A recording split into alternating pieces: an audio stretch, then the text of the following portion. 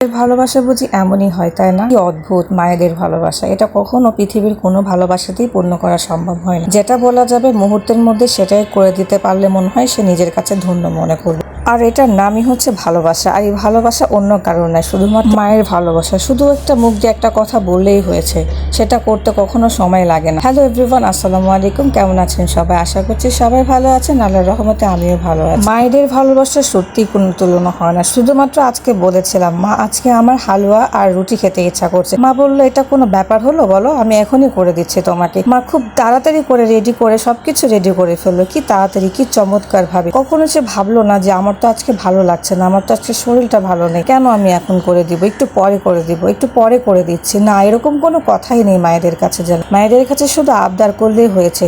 মা আর তাই দেরি না করে আটা তৈরি করতে পড়ে গেল। আর আমি বললাম, মা তুমি আমাকে দাও, আমি তোমার কাজে হেল্প করব। আজকে তুমি যেটা করবে সেটা আমিই করব, তুমি আমাকে শুধু বলে দিবে যেটা করতে হবে। আর আমি বসে গেলাম আর আম্মুকে হাত থেকে আমি আটাটা তৈরি করে নিলাম। এখন ফু দিয়ে দিয়ে আটাটা তৈরি করছে। আর আম্মু বলছে, কি রে তুমি আমাকে দিয়ে দাও, তুমি পারবে না, তুমি আমাকে দাও। আমি বলছি, না আম্মা আমি পারবো, তুমি আমার কাছ থেকে নিও না। যেহেতু আমার আম্মুর হাতটা কেটে গিয়েছিল, কিন্তু আমি সেটা চিন্তা করেছি, কিন্তু আম্মুকে কখনো বুঝতে দেইনি যে তোমার কষ্ট হবে। কিন্তু আমি বলেছি আজকে আমি তোমার কাজগুলি আমি করে দিব। আর তাই দেরি না করে প্রত্যেকটা কাজগুলো আম্মু আমাকে বলে দিচ্ছিল, আর আমি সেই কাজগুলোই করার চেষ্টা করছিলাম, তবে পারফেক্টলি ভাবে করার চেষ্টা করছিলাম।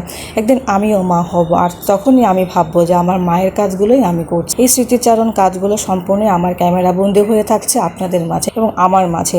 এটা কত ভালো লাগার একটা মুহূর্ত। আর তাই দেরি না করে আমি আম্মুকে জিজ্ঞেস করছিলাম, মা আজকে এভাবে এভাবে কিভাবে করতে হয় বল, আজকে আমি তোমার হাতে রান্নাগুলি শিখে নিব এবং তোমার হাতে রান্নাগুলোই করে। তাই আমি প্রথমে সুজিগুলাকে খুব ভালোভাবে ভেজে নিয়েছি, তাও আবার ঘি দিয়ে। তবে হ্যাঁ, আম্মু কিন্তু ঘি পছন্দ করে না। প্রথমে যে সুজিগুলো আমি ভাজি করে নিয়েছিলাম, সেই সুজিগুলো শুধু আমার জন্যই নিয়েছিলাম, বাট বাকি যেগুলা সেটা হচ্ছে আমাদের জন্য তৈরি করছি। সবসময় এমনই হয়, আম্মু কখনোই দুধ পছন্দ করে না, দুধের কোনো জিনিসও পছন্দ করে না।